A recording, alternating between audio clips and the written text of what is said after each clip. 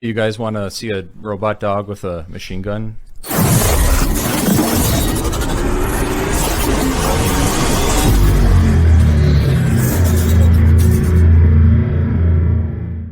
The Fabricator podcast is presented by Nuts, Bolts, and Thingamajigs. As the foundation of the Fabricators and Manufacturers Association, NBT is dedicated to lifting up the next workforce generation throughout manufacturing. Through camps, scholarships, and donations, there are so many ways to support this incredible endeavor today.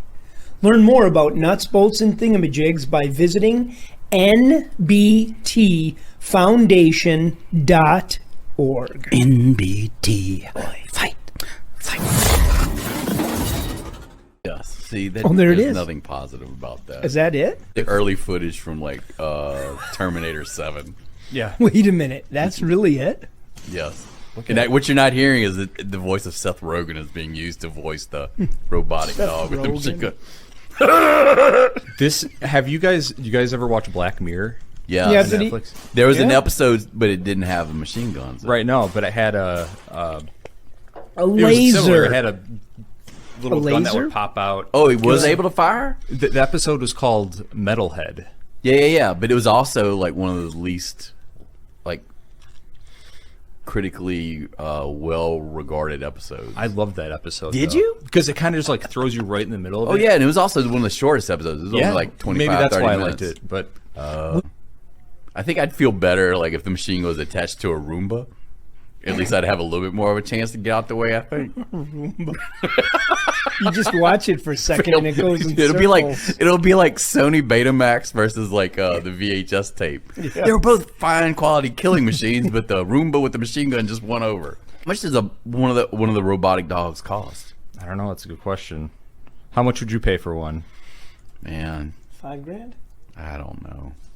I don't Think need about one. that. It could go get I'm your not even- mail, go to the refrigerator for you. I don't. There you go, $2,700. No, Oh, 75. You know the first thing someone's going to do is steal a catalytic converter off that thing. Yeah, that's exactly what they're going to do. How many catalytic converters would you have to steal to like cover? I'm the just costs thinking of how a many robot dog? D-sized battery that thing takes. I don't have enough money for this. We're not. The other thing is it's Why don't yellow. you just put a head on it, man. Like even I a know. fake head. You can see it coming. I don't know. It's like people get freaked out when they see the chicken running around with its head cut off. Yes. Yeah. They should actually make a 3D printed version of that dog from The Mask. Maybe Puts the mask on. you can buy this and just Full circle. make your own head to put on it. You know, Oh. Different breeds of robotic dogs. just whatever kind of face you want to put on it. Wasn't that in Toy Story? Here you go. What would you rather work your way through? A gauntlet of robot dogs with machine guns, or hungry, hungry, what do you call them? Pit bulls. The latter. Yeah, Really? I think so. You can't reason with a robot. Yeah, and plus it's Can you shooting. really, with No, like- hungry dogs? Yeah, let's change that. What if a gauntlet of robot dogs with machine guns, or hungry pit bulls with samurai swords and throwing Oh. stars? Well, they can't throw them very All right, well. this is dumb. Sorry. That was a stretch. You don't know that. Yeah. It's never going to be the All robot right, with one more the time. machine gun. Would you rather work your way through a gauntlet of robot dogs with machine guns, or humanoid, hungry pit bull hybrids with samurai swords and throwing stars? If you Oh, would have said man. cannibalistic humanoid underground dwellers, I would have said chud. I think we're just writing episodes The movie. for Squid Black Game Mirror. now. Or Black Mirror. Squid Game's coming up again. Yeah. It is? Did you watch the first one? I did. Yeah. It's pretty enjoyable. They packed a lot of action into the first episode or two. And then Yeah, it kind of I do think slowed. about that one part of it where it was the game where they had to walk across that glass Oh, yeah. kind of The bridge. Yeah. Yeah. I think about that quite a lot. Well, here you go. Speaking of like Black Mirror-esque shows, have you seen the show Severance? Have not. No. It's about... Oh, yeah. It's like a dystopian world where this company... You don't remember going to work, right? Yeah, if you want to work for this certain company, you could put a chip in your brain that totally disassociates your personal life and work So life. it's like going to work for a defense contractor. Kind of. Yeah. It's like you go up this elevator and the chips Your memory clicks, is- and you're in work mode, and you don't know anything about your personal life. Wow. And then once you leave work, it clicks you back over to your personal So life. it's a scanning mechanism. In Yeah. there. Huh. And basically you understand your body is two different people. And it's Adam Scott, right? From Yeah, but- Parks and Rec. I brought that up is because Ben Stiller is the main producer behind this. Oh yeah, yeah. Really? He promoted it a Yeah. bunch on Twitter. I'm just trying to defend. defend Ben Stiller. No, I'm just taking a shot. He actually he does some good stuff. Yeah, I would friend say of the issue podcast, with, too. The issue with Severance is that Oh, just gonna we say didn't that. have access via Apple TV, but lo and behold, my son has had Apple TV for upwards of 6 months and never told us. So this is pretty much a violation of familial relationships. Uh-oh. He clearly had the chip installed Yeah. Maybe or so. embedded. So did you work your way through the entire Severance? Yeah. You like it? It's really good. Trippy at the end? It's a cliffhanger. What about for that season other 2. that movie where they remember the one where the guy has the AI, the woman at the retreat, the company or the owner of the tech company has that contest and the younger guy wins and he goes to this like island getaway Man, I and don't the know. woman Saving Sarah is Marshall? like a robot AI. No, close. Forgetting maybe. Was it something I got no idea. Etika, something like Oh, Gattaca? no. Ex Machina or something Yes, like that. Ex Oh, Machina. the woman robot. Yes, Who kind of like figures it out.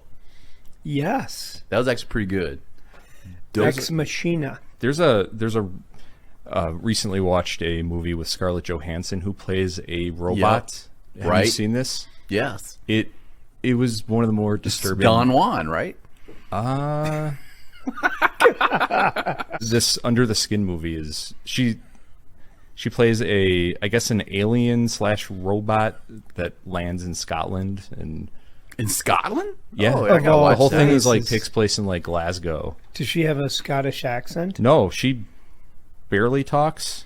And the crazy thing about this movie is they did it kind of guerrilla style, where she was actually driving a windowless van around Glasgow, and there's camera equipment set up, and she would actually pick up strangers, and they were all those interactions that were on film, if they ended up signing to agree to appear in it, were all authentic. Really? Wow. And then they would, once they get the release, after they would film like the initial interaction, they would agree to sign to be part of the movie, and then they would further like film like basically what would end up being like their death scenes. Oh, Wow. Yeah. Wow. Spoiler. Huh. Is this was this in So theaters? she doesn't become a tour guide or something like that. No, but she does become like sympathetic eventually. So the ending is awful. Is it? As in, like, it's What makes her depressing. sympathetic after doing away with all these Scottish She people? meets a human traits. Oh, no, another alien hybrid No, robot she meets person? a guy who actually has pure intentions with her. Vince Vaughn? No, it's not Vince Vaughn. Ben Stiller. Yeah, let's bring it full circle. It's Yeah, Ben Stiller. right. She meets a dog robot. There you go. Yeah. Who Really? doesn't fall No. in love with dogs? Everybody And loves does it have a dogs. wait? Was that the $85,000 version with the machine gun or the And once again, $75,000 without? once again, just to recap, that movie is Bridget Jones' Diary 5. Yeah, right. The Reckoning. All right, you guys want to take a break? Sure. All right. All right. Thanks for tuning in. Don't From forget. now. Oh, yeah. The Don't bag forget. of the week. Oh, we already. Yeah. Well. Here we go. Oh, the voodoo. Zapp's Voodoo. Rumor is that some guy in a forklift backed into a vat of like a bunch of different spices, and they went to collect it. And they're like, "What the hell are we going to do with this now?" And they threw it on a chip. Anyway, quite tasty. So it's like a the little everything barbecuing. bagel. How's that? It's like the everything bagel. a little bit, except It's less very garlicky. good. It's very good. I don't know if this is Master P's level, but they're really delicious. Yeah. Zapp's making have a to work second hard. appearance in a row. Yeah. So, if you're watching this and have a chip you want us to try, feel free and send it Yeah. in. We love chips and puffs. Right. This isn't the And- Fabricator pod. It's the Eatin' Chips There you go. podcast. I'm trying to think what else. If you're in England watching this, send us over some of those shrimp chips. Yeah. Roast beef The prong chips. chips. Yeah. Yeah. The prong chips, yeah. And hell, if you're in Asia watching this, send over stuff I don't even know exists. Yeah. Like the spiciest chip you can send us. Sure. All right, let's take a break. Yeah. Today's episode is brought to you by the FMA Annual Meeting. The industry's largest networking event heads to Las Vegas February 28th Through March 2nd. It's your opportunity to connect with executives and leaders in metal fabrication, steel production and distribution, service centers, and so much more. Hear from experts on trending industry topics and the insights you need to drive decisions. And remember, what happens in Vegas takes your business further. Register today for the 2023 FMA Annual Meeting at fmamfg.org. What was that again? That's fmamfg.org.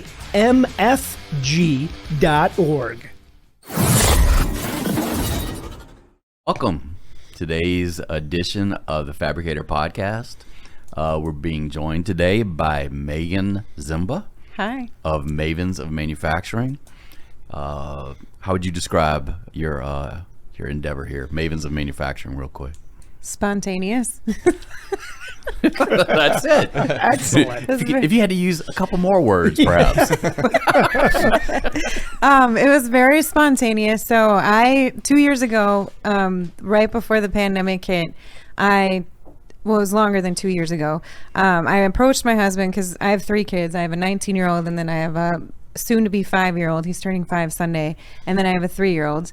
And I told my husband, I'm really tired of the corporate world. I kind of just want to pick my own hours, pick my own projects, not be told what to do, not get yelled at for things that I haven't done wrong. So I would really like to start my own writing business. And I think I have enough clients to do it part-time. So since you're full-time, this will allow me to be home. You can do whatever you want to do. And he goes, yeah, go for it. So then he actually switched jobs. So a period of time he was unemployed, and I was like, well, this isn't going to work out.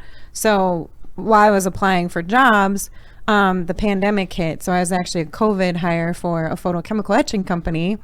And I don't think I met anyone in the office until like 6 months after I was hired, because they just shut down their office. Well, I was getting bored at home, and I was talking to one of my friends, and I was like, I have this idea, but I don't know if I'm going to do it. And he was like, what is it? And I'm like, it's Mavens of Manufacturing.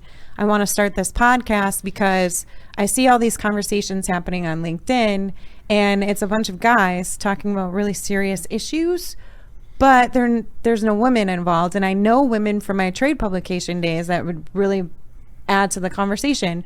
So I'd reach out to them and I'd say, hey, so-and-so has some insight on this. You should invite her to your show. Yeah, we'll do it. And they would never reach out to them. So I said, screw it. I'm just going to start Mavens of Manufacturing. And it took a little encouragement from my friend, because I didn't know anything about how to upload videos to YouTube, what I even needed equipment-wise for podcasting, how to do the platform. And he kind of gave me a bullet list on what to do. And he's like, well, make an announcement and see if anyone's interested. And if they're not interested, then that will be like your clue that no one would care about this. So I made an announcement on LinkedIn, and 30 women got a hold of me like right away. Wow. So I was like, all right, went back to my friend. I'm like, you need to help me with this because I have no idea what the hell I'm doing. So he showed me StreamYard, and then StreamYard does a really good job just automatically uploading everything to YouTube right away. And and it's just been growing ever since, and it's been spontaneous, and it's opened up a lot of opportunities for me, and I'm really excited to take it. Midwestern born and bred, is that correct? Actually, no. Okay. I was born in Canandaigua, New York. So if I say that I'm from Wisconsin around my mom, she will hurt me because I have New York blood in me. And that's upstate, though, right? Yeah, there's upstate. A lot in common with the Midwest. New York. That part. Yeah, there is. We actually moved to Wisconsin when I was 3 because my dad took a job at Fairbanks Moores. It's a manufacturing company for the large submarine engines. Oh, wow. And they actually just released a Navy carrier that they built there. Cool. So they like christened it and everything, and it's like Beloit something. I don't know what they called it, but Beloit's in the name.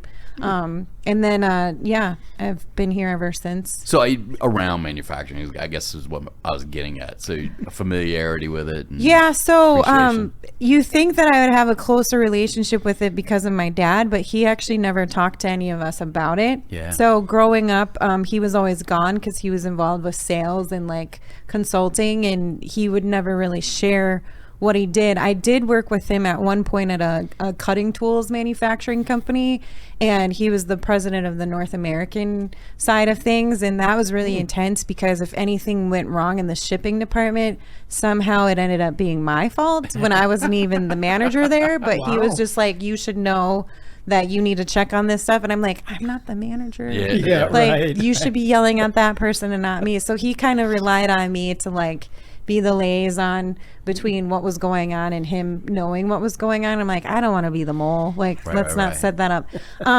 But he, the other instance too, so in the early 2000s when I was in high school, my sister and I were only a year apart, one of my sisters. And when the sector took a hit, my dad had the unfortunate position of letting a lot of people go from their jobs. So we had to have like police kind of follow us around, and we didn't know why, but apparently there was like a kidnapping note and all these threats and stuff. So that was a great experience with manufacturing that I had. So yeah, it wasn't until after I graduated from college that I got involved with technical writing, and I got hired on by a trade publication, which was one of your. It was product design and development. I was just telling Garrett this. I was like, you guys were one of our competitors, and I got in trouble because I was like, I really like the stories that the fabricator is putting on. They're like, why would you say that about our competitor? I'm like, have you seen this? Like, look at this. But no, like, so I'm very familiar with the fabricator during my trade publication days. And that's during the time where I really fell in love with the people of engineering and manufacturing and their passion for it.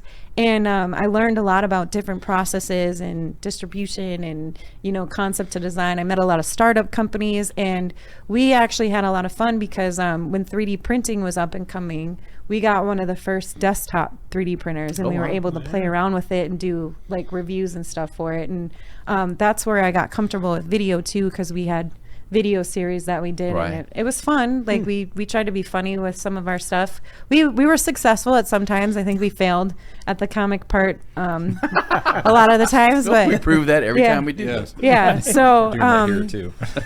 but yeah, I just I tried to leave manufacturing and go into higher education, and I just got really bored.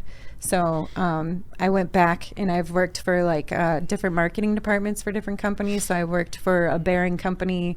I worked for a additive manufacturing company that made large format printers. And then I worked for a photochemical etching company, which is interesting. And it's just interesting to see the different personalities, but they all have one thing in common where they're really proud of what they make. And I think we need that to come back to the United States. Like, we need that sense of pride. Why do you think you enjoy that manufacturing environment so much more than maybe traditional, as you said, academia, or even just working in a front office maybe? Because I think manufacturers and engineers realize the world problems that are going on, and that's why they're doing what they're doing. They see a problem and they want to fix it. So I think they have a better connection with other people because of that. And they're just great people. I think if you're in another type of sector, like, I have high respect for people who are nurses or doctors because they see a lot of things that we don't see. So I just have a respect for life experience. And I think engineers and manufacturers and designers, when they see a problem, they get so connected with it that they want to fix it. And so they pour all of their blood and sweat into it and their tears, and it's stressful, but they like the stress because they know if they can figure this out, it's going to not only help themselves, it's going to help a larger group of people. And I just think that's really cool because they don't have to do that. I think sometimes the value does get lost with people who get obsessed with making money. But I feel like there's more good people than there are bad in this sector. So I've just wanted to stay here because a lot of people too, they're like, oh, well, you've been a woman, so you've had negative experience.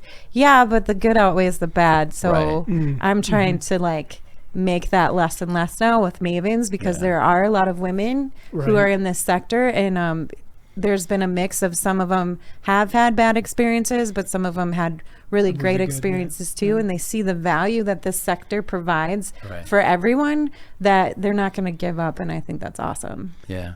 You know, it's interesting that you talk about having an appreciation for those, like you said, engineers and you know, product designers that want to fix things, and yet here you are today, in a way, talking about how to fix this issue about getting women more exposure Yeah. in manufacturing. So Yeah. maybe talk a little bit about that and what you're doing, and how you see you're helping. Yeah. So when I was growing up, because I tested so terribly in math and science, I was like kind of guided to do something in English because I was really good at English. And that was boring to me. Like, I was, oh, you're going to be an English teacher or a college professor. And I'm like, that doesn't fit my personality.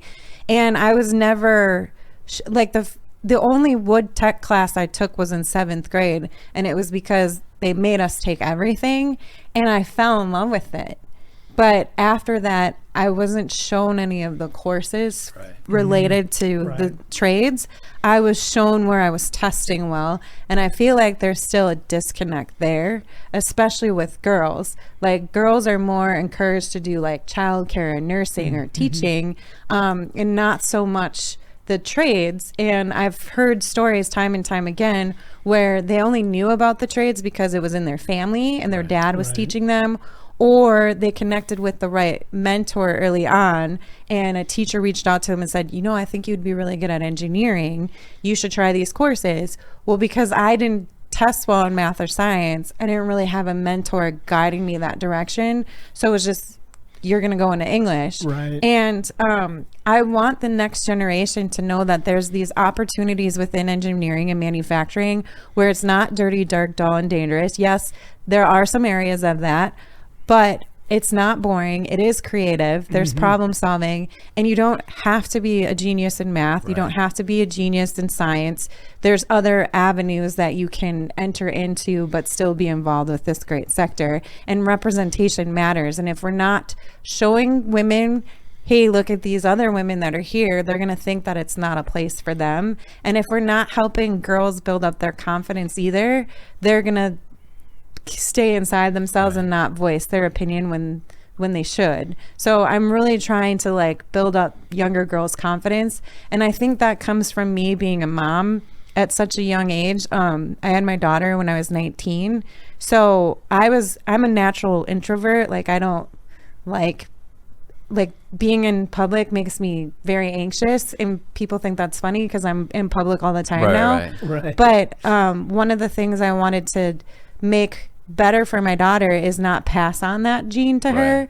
And I started seeing it early on where she was shy. She didn't want to talk to anyone. So I put her in dance right away. And now I can't ever get her to be quiet. But one of the things that her group of friends would do is they would start these Instagram channels and take pictures of themselves. But then that would add on, oh, they're getting judged all the time. So I saw their confidence sink even more. And I just told my daughter, I'm like, what you need to do is start supporting other women for what you think is beautiful about them instead of becoming insecure about it. So now I'm like working with other women influencers. So like Lauren Liddell, she's very popular. She works with Motor City Spindle. Hallie, who is with IQ Manufacturing. Emily, who does Marketing Metal. We're all pulling together and like complimenting each other and supporting one another and encouraging one another and, you know, making comments on the post. And I think if the next generation can see us working together, that's going to encourage them to work together instead of like fighting all the time or arguing all the time over things that don't matter. So do you, visiting fabrication facilities, I see women in more representative in certain roles, assembly, maybe even press brakes, not too much on welding, and not too much in terms of engineering, maybe quality control. Like it seems like they're just distinct areas. If a woman's going to be involved in the fabricating process, that they're more likely to be found in certain areas. So do you see something similar, or do you hope to see more representation all over? There's so many opportunities. I guess, Right. is what I'm Our getting at hope, in manufacturing. like my hope is to see more representation everywhere. So again, like when I first started out and my very first trade show that I went to, I think I remember seeing 5 women at the trade show, and they were either a booth bunny, which meant they got hired by the company to pull people in, or they were in sales and marketing. Majority of the time they were in marketing, not so much sales. So I want to see more women in technical positions. So with LinkedIn, it's great, especially after the pandemic. It kind of forced all of us to go on the computer and make relationships that way.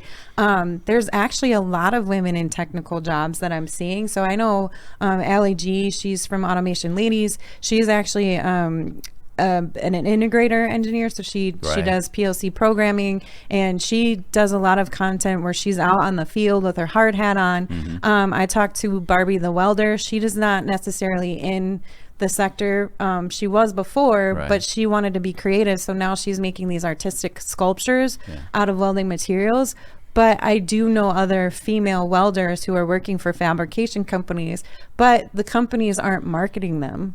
They're kind of keeping them in the corner and not really showcasing what their skill sets are. And that's an issue. We need to show more women in those positions so that other women can be like, oh, I can do that. So I talked to a welding intern. Well, she works full time now for EK, I believe is the company. But the way that she got her internship was she was taking a welding class in high school, and they had a welding competition. And someone saw her at the competition, was like, we have internships available. Do you want to come weld for our company? And she goes, yeah, absolutely. And she just got hired on to that company after her internship. So she's like, I love what I do. She's like, it's not normal for women to be welders. She's like, at least in my case, like I haven't seen other women welders. And she's like, I just like the weird looks I get when guys are like, wait a minute, you weld for a company? And she's like, it's awesome. It's empowering. We just need to like be more proactive in scanning the room, and if we see potential, bringing that potential in and encouraging them to keep going. And I think companies benefit if they offer like training opportunities and educational opportunities. Employees are more willing to stay with companies that will invest in them and continue to help them grow. So I think more companies need to think about those too. It's such a kind of a weird combination where companies don't want to publicize their own employees for fear that somebody else will be like, oh, we'd love to have them at our company. We'll just take them. And the company's, thinking we invested all this training in them, and now our employees are just going to walk away for 50 cents more an hour. But at the same time, the companies that are able to do that, you have to show enough confidence and like belief in your own employees, and maybe they reciprocate the loyalty. So Nicole Wolter, she's from HQ Manufacturing. We had that same conversation. She's like, I want my employees to know that I have their back. So she's like, I'm going to offer them certification training or whatever help they need. I want them to come to me and say, hey, I saw this. Can you invest in this? And she's like, yeah, there's a risk of them leaving. She's like, but I think good leaders know that there's always a chance to lose that skilled talent. She's like, but there's also opportunities where they come back if they don't like what they're doing. So she's like, I want to give them the opportunity to grow, because if I believe in them, they're going to believe in themselves. And then she's like, it's just word of mouth too, right? So if they do end up leaving, we still have a good relationship with one another. So if they know someone that needs our services, they're going to refer us to that person. So she's like, it's just good karma. That's something everyone can use a little bit of, especially now. I'll tell you the story. I worked on the story about this community in Pennsylvania that came together to raise funds and build a new career technology center, so machining, welding.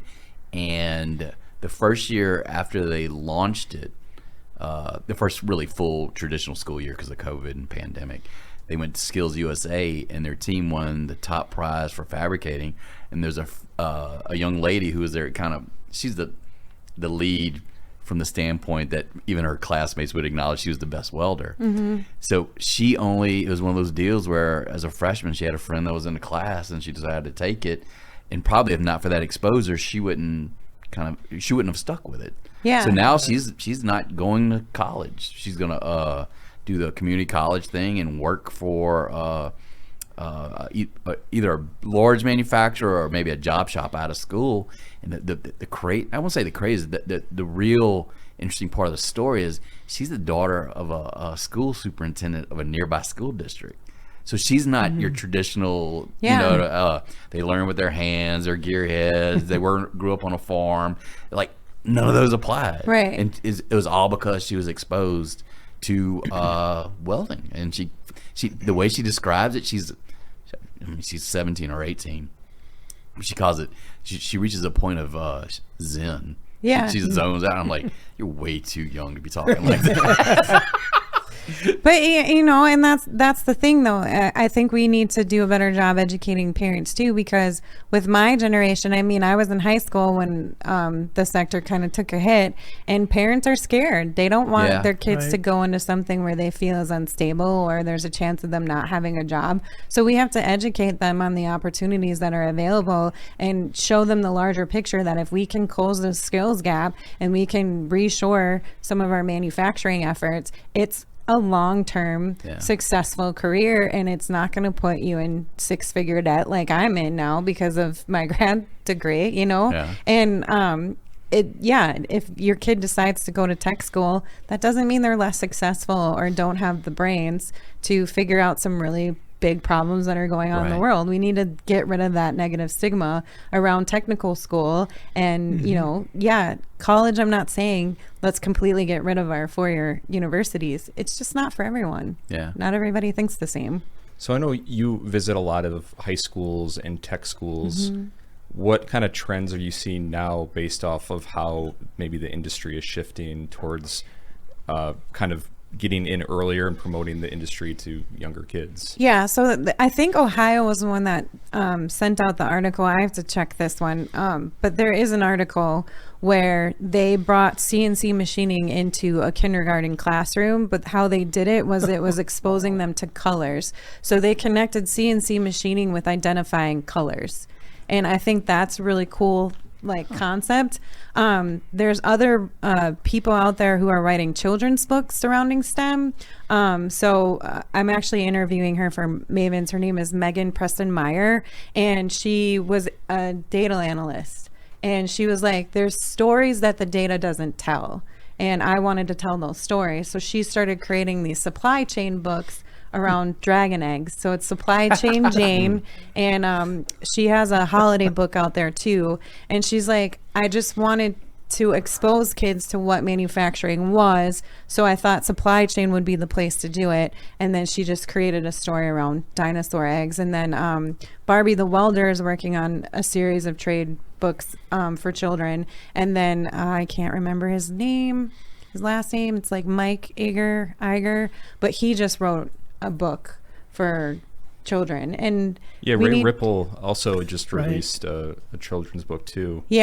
So there's so much going on and so many opportunities. I think manufacturers need to do a better job promoting their facility tours, because we don't normally hear about those until like manufacturing month. Well, are you closed the rest of the year? Like, what are you doing? So just maybe sending out a flyer or creating an event with the Chamber of Commerce, or, having like smaller businesses sponsor a facility tour, I think would be a great way to promote that. Because if kids can see how factories are running, just think of like my kid is obsessed with cars. My son Ronan, he's obsessed with them. He wants to break toy cars apart to see what's in there. So I try to take him to car dealerships. I try to take him to car shows.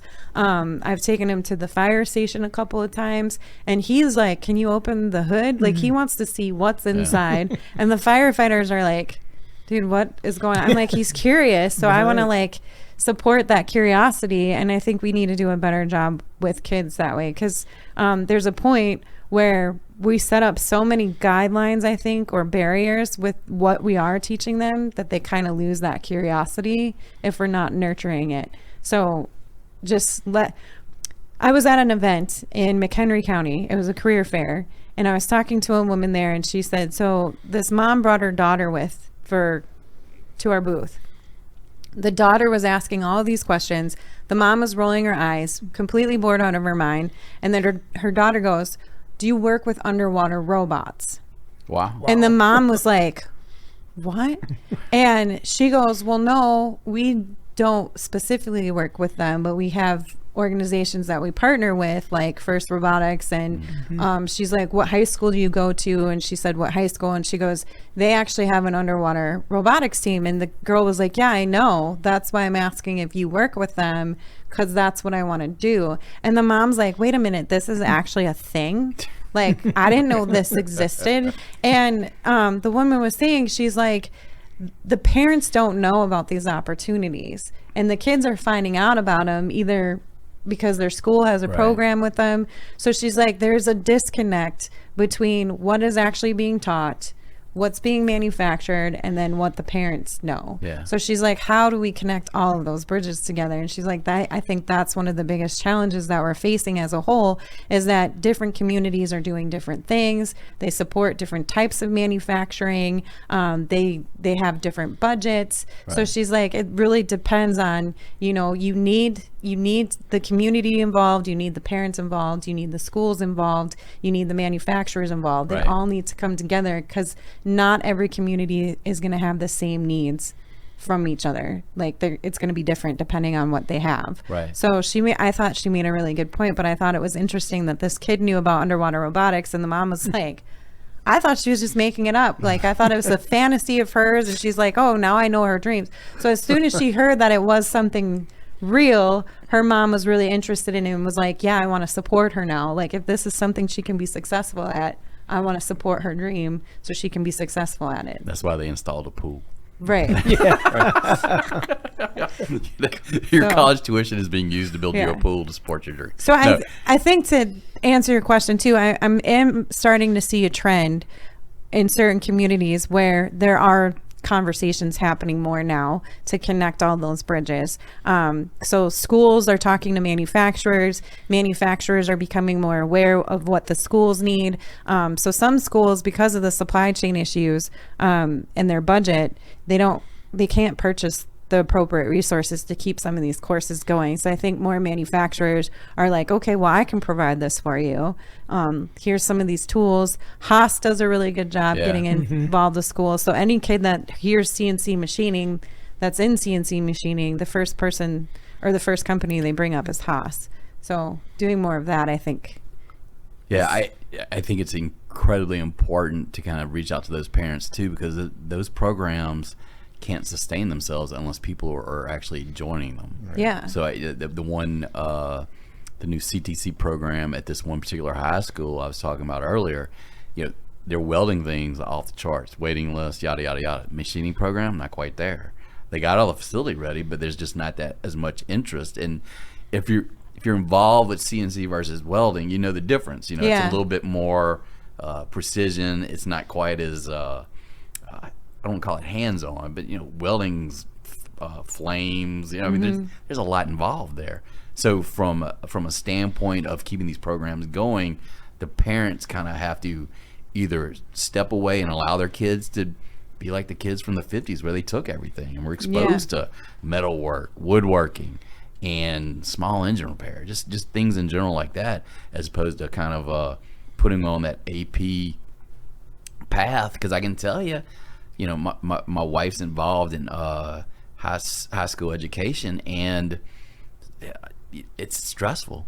And is it really necessary for, if the kid's actually going to college, maybe instead of killing your senior year trying to take 5 AP courses, maybe you just kind of dial it back. You take something at the community college for, the year before you go to school to make up for those credit hours. So I there's a lot to it, but it takes a lot of communication, as you described. There's a lot of pressure for kids to figure their life out when they're done with high school. And I just don't think that's a reality. Like, I was pressured into going to college because of my parents, and I almost flunked out several times. And then I ended up getting pregnant, and that's kind of what kicked me into gear. Like, crap, I really need to figure my life out. But at high school, like, you're still a kid. And if you grew up in the same community your whole entire life, like, that's only a fraction of the world. Yeah. So I was trying to encourage my daughter. I was like, listen, I don't think you should go to college right away.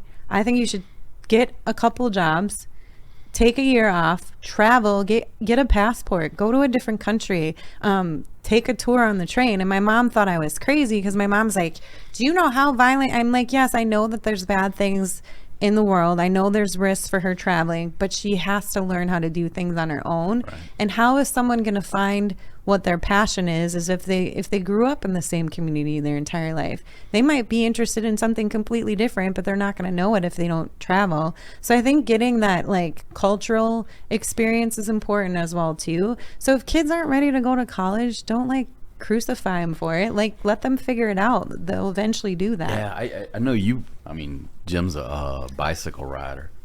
The one with the big wheel and the little wheel. And the yeah. No, but the high wheelers. Yeah. So, but you can actually do that. I've never done that with the penny farthings. I was like, we need to get this on camera so I can go. see that. There used to be a guy in our neighborhood that would take his around. That's but awesome. I hadn't seen him like in 2 years. Wow. But anyway, but you ride with guys that I Right. mean, literally, what's the old phrase? Work to live instead of live to work. You know what I mean? Right. Well, and I think, it's interesting, you encouraging your son to literally look under the hood. And that's kind of what we're talking about here is looking under the hood of life, right? Mm-hmm. And it's, different people take different paths, but they ultimately can end up in the same destination. And it's, you bring up an interesting word there too, I think exposure to a number of different things. And you even touched on it very early on about problem solving, in a way. And it's, somebody says you're not very good at this or you're not very good at that. Or, you're strong at math, but you're not at this. Well, then, how do I maybe adapt to some of that? And and if you think about a manufacturing environment, that's what it is. It's, suddenly you're making 100 pieces of this, and now a customer calls and, they need 1,000 of these, and it's, today's Thursday, but they need it Monday. So how do we accomplish this? Yeah. And at that point, it doesn't matter. Well, the only math you need is to make 1,000, and you can figure that out easily. But yeah, combining all of this and finding ways to get, like you're saying, I think early on, get kids involved in parents. It's key to a lot of this. Mm-hmm. Yeah, and it's not a life sentence. No. There's always flexibility, and frankly, Garrett just called up a picture of one of those bikes. But I mean, you look cool. at that literally is only 1 degree removed from what we're talking about. Yeah. Somebody actually seeing that and saying like, I think I can actually make that. And Well, before you know it, the guy's riding around town with a bow tie and a straw hat. Well, I did an article a few years ago. There's a college in Minnesota that created a bicycle fabrication and manufacturing program that you could sign up, and it filled up right away. Yeah. And the whole focus is you learn how to build bikes. Well, and I bikes, think that's cool because one of the biggest, what is that company? It's like one of the biggest biking companies out there, Trek or something. Trek. Yeah. They're based out of Wisconsin. They're out of Wisconsin. They're doing awesome things. Like, that's a cool company, and they're doing things with additive manufacturing and prototyping, and like, that's a cool company. And the way that they're marketing it, I think, is fabulous too. Because I don't ride. I can ride a bike, but I don't do it consistently, like on the competitive level. I knew a girl that did trail riding, and that was like her dream job. And I went to an event, and they actually 3D printed a whole bike that you could ride, and she was like, that's the coolest thing ever. And I'm like, you should apply there, like, why not? And she does all those crazy trail ridings. I'm like, how do you not kill yourself on that thing? But it's super cool how they're marketing their stuff. But again, like, even with medical, like, a lot of people think the word medical means you either have to become a nurse or a doctor, and they're doing so many things with different processes to create like small sutures or medical instruments. They're doing like robotic surgeries. You don't have to be a nurse or a doctor to get involved with the medical industry. You can be on the manufacturing side of things or the additive manufacturing side of things. You could do a lot with prosthetics.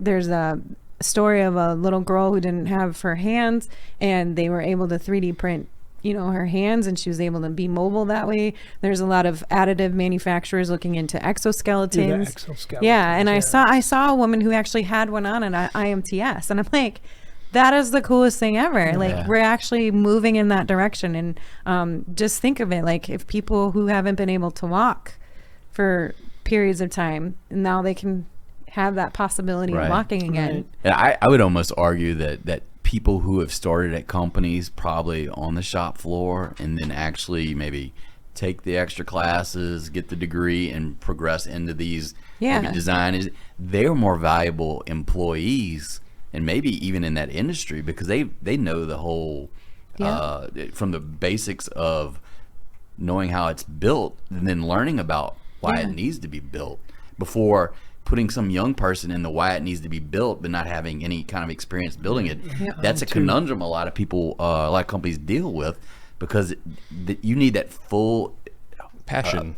Not passion, but you need the full experience, the exposure. Well-rounded. To make them able to make decisions, correct decisions faster. Well, it's a full circle that they need, and I think sometimes it's better to start at the bottom as opposed to coming in at the middle. Yeah, a lot of the successful CEOs that I know, they started in their family business, and what was their first job? I had to go in and sweep the shop floor. Yeah. And they were super annoyed with it, but then that led to, well, then I had to go into the packaging place, and I had to learn how to CNC machine. I had to manually do it. They didn't have the CNC machines back then that they do now. They were on the mills, they were on the lathes, they were cranking it, doing it all manual. And they're like, I appreciate that experience so much, because it's easier for me to troubleshoot something if it goes wrong now. And then they just worked their way up through the company. They didn't have a college degree. They lived in the shop as they grew up. So I think there is truth to that. Like, start out with a simple process so that they can appreciate these soft skills that they're learning, and then get them into the complicated things, because then they're going to have more appreciation for it. So, shifting gears real quick, do you find your colleagues, people you come in contact with, mavens of manufacturing, are they still running into the same issues working with a male dominant industry as they were maybe 5-10 years ago? Does it seem to be improving, I guess, is what I'm asking? Unfortunately, there are still instances where it's present. I think it's getting better. I think it's improving. I let people know, because I think when I started Mavens of Manufacturing, there were some men that were like, Jesus, not another women group thing that's going to male bash us, That's not what I was trying to do. I wanted to build connections between women and men too. I wanted the guys that I knew who helped me and mentored me into this sector, I wanted them to be mentors for other women as well too. So one of my colleagues asked me, he's like, well, how do we get more women involved in our conversations? And I just looked at him and I'm like, wait a minute, this is a serious question. He goes, yeah. And I'm like, you just asked them. And he looked at me and he's like, what? And I'm like, you just asked them to come into the Talk conversation. to them like a human. Yeah. And I was like, are you Wait a nervous minute. about it? But I think that brings up another point though. So Andrew Crow, I don't know if you're familiar with him. Yes. He's doing this manufacturing renaissance tour. Love that guy to death. I think he's putting his boots to the ground, and that's what we need to do more of. We need to be more proactive and put ourselves in uncomfortable positions and have these conversations. He had a student, her name was Kayla. She was actually on Mavens. She did awesome in his class. She was like the top scoring student of his. She was getting recruited by different companies. There was a roadblock a little bit when she interviewed for one of these companies. So there were 2 male interviewers and her, and it came off awkward. So when she went back to Andrew, he was like, how'd it go? And she goes, man, it was just off. Like something happened. Well, because there was this offness to the interview, they interpreted it as her not being sociable or talkative or approachable. Like they didn't think she would make a good employee because they didn't think she was approachable. She was uncomfortable with some of the questions they were asking. Not that they were asking sexist questions or whatever, but she was just catching a really bad vibe from them. So there was this miscommunication. And when they told Andrew this, Andrew's like, that's not her. She's the mom of because she was a single mom. She's the mom of the shop. She goes out of her way. She asks people if they need help. She would be a really good asset to your team because she would make sure that everybody else on your team was okay. So there was this disconnect. And why is that? So I feel because it has been such a male-dominated industry, when a woman does enter the room, some people get uncomfortable with it because they don't know how to act. What am I going to say? If I say something, is it going to come across as offensive? So I think we need to have those open dialogues too, and make sure that, hey, yeah, don't talk about certain things because you don't want to be offensive, right. but don't be like shut Yeah. out. Like don't Yeah, don't not ask it in a way. don't be right? so shy or uncomfortable. So I think it's just getting over that. I know another woman, her name is Anissa Muthana. She owns Pioneer. It's like a metal grinding company here in Illinois. She's Muslim, and she was one of the presidents for PMPA. And her first board meeting that she had, a gentleman came up to her and asked her if she needed an interpreter, and she's like, why would I need that? So, I mean, it was an uncomfortable conversation, but Right. she's like, you just have to push through those moments, because she's like, some people don't intend to be offensive. So she's like, we have work to do. She's like, but I think there's good intent with most people who are in this sector, but because it's been one way for so long, those conversations come off as awkward. It's not intentional. No. I bias think or you whatever. kind of covered that point a little bit earlier in terms of just Right. getting out of your community. Yeah. Just kind of, it doesn't mean you have to move, but you Yeah. should at least try to like push your boundaries a little bit. Yeah. All ethnic food is not Italian. Right, They were exactly. try something else. Yeah, exactly. So I mean, I've been in this sector for a really long time, so I guess I have the thick skin that everybody says you need to have, but I think we need to get to a point where we can't tell people that anymore. Like, people should be able to be their true authentic selves when they enter this sector, and we just need to be respectable towards everyone, and we need to stop saying, well, this is how things have always been done, you need to have thick skin. Like, Right. it's not my responsibility for you to be a good person. Yeah. It's no one's responsibility except your own. So let's stop with that mentality and change it more positively, and I think we'll have a better welcoming for more women to come into this sector, because if we keep saying those things, it's just excuses, right? And no one's going to want to participate in that. So I'm trying to like have these conversations, and I'm trying to make it fun too, so that people aren't like, oh, this got really dark really quick, like, no, like we're gonna make fun of this, because yes,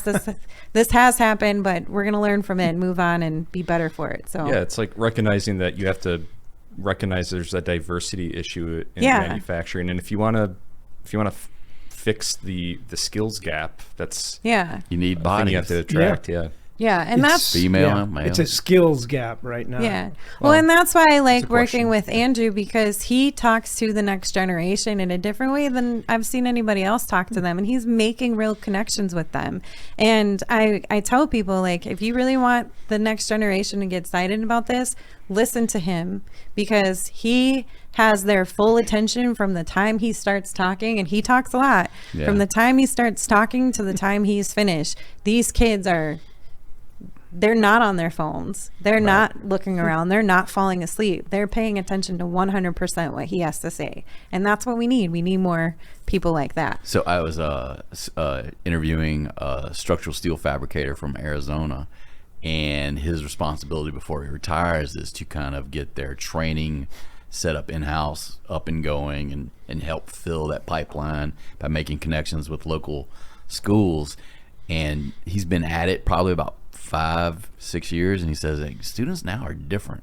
So I go, what do you mean by different? He goes, oh, the way I'm like, because this thing comes up, they want to be engaged. You're talking about Andrew, and I assume that's kind of what you're getting at, is that they want to be not micromanaged, but they want to be coached, they want to be mentored, they want to be given at the same time a little bit of independence. But I think students recognize that if they have a little bit of hand holding, it's better to kind of not totally you don't want to fear failure, but it's okay if you don't fail that much. They'd rather fail a little bit instead of like a whole bunch. Right. And so this dude's plus 70, he gets it. And I'm not sure he likes it, but he understands, and he's trying to make his way to try to help his company. And I think the faster he can do that, the faster he can get out the door and retire. But it's just a different way, and I think it all boils down to just treating people as you would hope to be treated. Yeah. It's just people, I think younger people nowadays are a little bit, they want to be engaged. For as much as they're on their phones, they do yearn for that kind of human contact. Right. So I was reading this article and it was going over the differences between each generation. It was kind of funny too because one of the things they said was about the Gen Xers. They're kind of like the forgotten generation, like no one cared about them kind of thing. And then it went into millennials and then the Gen Zers and Generation Alpha. So I'm considered a millennial, I guess, with Gen Xer tendencies because I come from a family of 6. I'm the youngest of 6. They call those Zennials. Yeah, so I guess that's what I am because I same. hung out with my brothers and sisters when they were doing the stuff that they were doing. But my daughter is a Gen Zer, and then my sons are going to be Generation Alpha. I see it with my daughter, like they're attached to their phone, so they're digital natives, but because they're attached to their phone, they do their own research. Like my daughter knows more about skincare and like what she's eating than I know of any other person, but it's because she cares what she's putting on her face and in her body, so she's doing all of this additional research and she's really paying attention to it, and that's what she buys. So she's trusting other brands when they're marketing themselves. So anybody who doesn't believe in marketing, like, it's working with this younger generation. Yeah, they accept marketing. And she's more into what's going on in the world because she can read the news and stuff, which took me back because I was like, you're actually paying attention to that stuff? And she does. And she's like, Mom, this isn't right. Like what they're doing here, that's not right. And she has an opinion. She cares. And I talked to 4 students at IMTS that were part of the Student Summit. They all want to learn more about energy conservation and sustainability, and they want to, be part of the solution that's going to help us cut back on some of this waste that we're doing. And I was completely blown away. I was just like, how do you know about this stuff? Well, I was reading this on my phone and I'm like, wow, you are connected. You're not ignoring me because you're making faces in this filter. You are spending time educating yourself and reading up on things. And I think we need to start paying attention to that, because if we really want them to know about this sector, we have to connect it to their core values. Right. And I just, the other thing that I was laughing about with this article is because they're so connected on the digital level, they're really quick to call out bullshit. Yeah. And that article pointed that out. Like, if you're going to try to like snooze up to them and you're not like authentic about it, they're going to look at you and be like, I don't want to work with you because you're being fake. And they'll move on somewhere else. Like, they have no problem saying no. And I know this personally because my daughter does it all the time, but like, I'm annoyed with it, but I'm actually proud of her because she is putting some thought into her life decisions. And I don't think I've seen that with other generations personally, but they might be kids in our eyes, but they are turning into these responsible adults, and I think it's cool. So how do we work with that? And that's one thing, like across the manufacturing industry, that companies need to start understanding. That's how younger generations engage with content now, and they have to make more of these digital efforts to get in front of them and make the sector seem fun and interesting. I really like what Universal Robots is doing on TikTok. It's hilarious. Some of their videos that they're making are hilarious, and I'm like, I would totally follow this channel if I was a kid, because they're not just showcasing the manufacturing, but they're making jokes about it, and some of their videos have been really successful. Like some of their not so serious videos, but I mean they're using profanity sometimes, and it's not so much where it's annoying, but it's getting a point across. It's making it funny. It's making it engaging. They're letting the guard down. And, they're not trying to be so professional, I guess you could say, but as opposed to the people that put the machine gun on the Boston Scientific dog.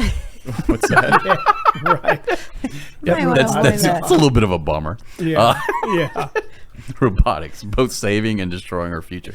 I think the thing that gets me just kind of listening to what you say is that it's easy. I shouldn't say easy. There's opportunity to be involved in helping solve the future problems, because that's what fabricators do. And I think Jim kind of touched upon that. And I was speaking with some coil processors affiliated with our association down in Texas. And I was ending my presentation by saying, like, there may not be a lot of agreement about electric vehicles.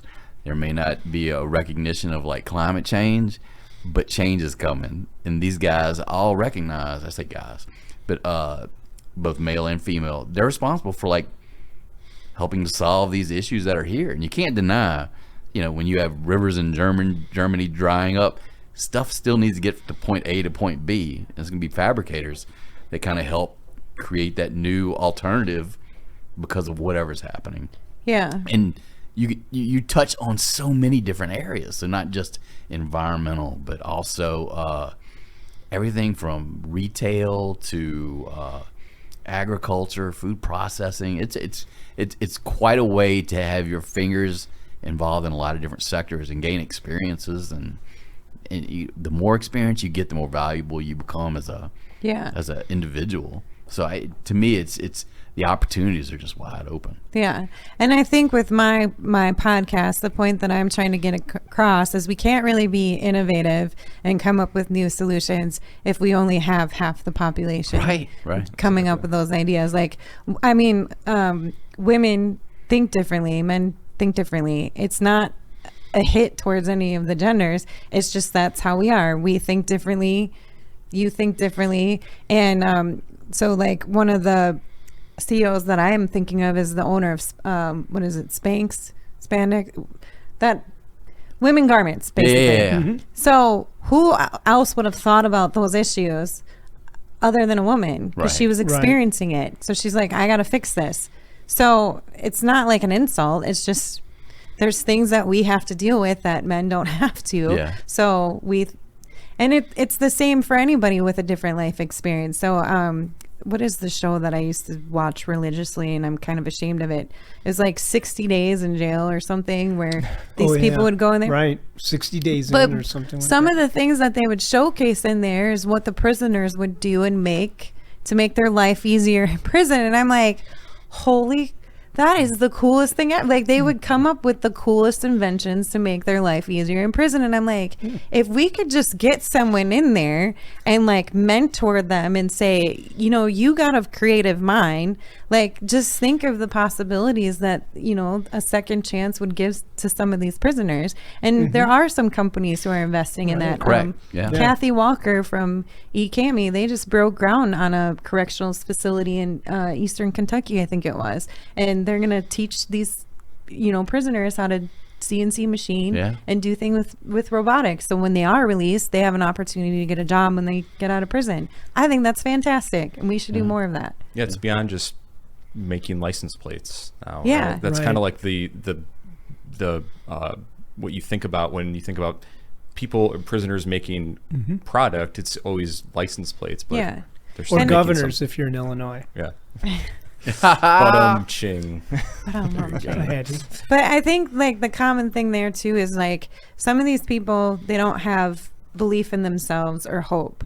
And I think manufacturing and engineering is a great way to instill that confidence in them again and help them believe in themselves. And okay, you might have had a bad life or you might be living a bad life, but just look at this sector, see all the amazing things that it's doing. You could be part of this. So let's start building up their confidence and closing the skills gap. So that's what I'm trying to do with women, particularly because, again, like I mentioned before, we have a confidence issue when it comes to certain things, and we shouldn't have. Like, it's ridiculous. Like, I shouldn't have to like worry about if my hair is long or short, or if I'm wearing a certain shoe, or if I fit in certain clothes. And a lot of women think that way, and why? Like, let's change that. Well, no. Do you say like you're where you are now today, like where do you see, or what do you see as like the next step, or as you built your foundation thus far, what do you see in the future, for women or for me? Right, for your efforts, right, and for women both. I mean, if you'd said this is what I see and this is what I think is a success. Yeah, I think that we're going to see a lot more women leadership roles, which is fantastic. I've talked to several women who fell into the sector by accident, and now they're manufacturing business owners. They own their own company. That's awesome. Let's see more of that. I think we're going to see more women in different areas other than processing, sales and marketing. I think we're going to see more women CNC machinists, not just like where they're pushing the button, but they're actually programming the machine. We're definitely going to see more women in automation where they're going to be programming the machines. We're going to see more women welders. And it's just because I'm connected with women who are already in those areas, and they're being proactive and they're putting their boots to the ground and they're on a mission. No, we're going to inspire the next girl to come in here. I think coding is going to be a huge area, and additive manufacturing. I think overall, just because I'm talking to women who are in those areas and they're like, we're changing this. We are going to change this. And I was at an event the other day and it was the same attitude. Yeah, it's been like this, but we're going to change it. So for Mavens, I'm shooting for the sky now. I don't want to just be recognized here in the United States. I want to be recognized all over the world. So I'm calling it a Mavens movement, and I'm connecting with other companies in different areas. So I actually have t-shirts in Ireland and in the UK, and I want to speak on an international level now, not just here in the United States, because every single woman that I've talked to who's been part of Mavens, they say, yeah, we have that problem here too, and it's in another country. There are some countries who don't want women to enter this field, and unfortunately, want them to drive. Right. And unfortunately, like, that's really sad to me. And can we make a change that way? So maybe I'm being too ambitious and thinking we can, but I want to see countries like that make a change, because I think if women are successful everywhere, then the whole world's successsible. So Definitely. maybe I'm getting too deep here, but No. So if people visit mavensofmanufacturing.com, you do a podcast, obviously. What are you covering? Who are you speaking with? So I cover women from all areas of engineering and manufacturing. It's from the shop floor all the way to the C-suite is how I pitch it. But I've talked to CEOs, I've talked to project managers, I've talked to internships and apprenticeships. I've talked to high school girls, asking them questions like, what do you think engineering and manufacturing is? What do you want to get into? What are you fearful of? What do you think your success rate is? I've talked to women from the 1940s who were the original Rosie the Riveters. So I'm trying to cover it all, because I feel like, you know, people have different likes and interests, and we can't really close this skills gap if we're only focusing on one niche area. So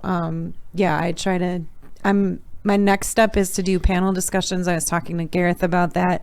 I want to bring in different people from different areas of the world and have a serious conversation about, okay, what are you doing in your area of the world to really promote women in engineering and manufacturing? What kind of support are you getting? What does your educational institution looks like? Because I just learned that in Denmark, they actually pay people to go to college. And I'm like, what? Yeah. I need to move to Denmark. Like, I had to pay for mine. I'm still paying for mine. So, like, what are the differences between countries now too, where that's helping them kind of elevate engineering and manufacturing? Because I think engineering and manufacturing is not just important here in the United States. It is a vital thing everywhere. It's a big belief that if you're not making goods for your own domestic population, that's kind of you're relying on others, and that's not necessarily good for your future kind of economic security. It's a national security threat. I am working with Andrew again. I'm really excited. In May, he's coming back to Beloit, Wisconsin, which is where I grew up, and I'm hoping to make it one of his biggest stops yet on his tour. So Wichita, he said, was his biggest stop, and I'm like, okay, not anymore. Challenge accepted. I'm gonna have a bigger crowd. So I'm in the process of planning that all out, and then I'm really excited for November. I'm going to Eastern Michigan University to speak to 500 high school girls. Wow. So really excited about that, hoping to turn a few heads. And then yesterday I spoke to 4 girls. I was really proud of one of them. She actually raised her hand and admitted that she was autistic. And she's like, how can I become a better leader? She's like, because I'm autistic.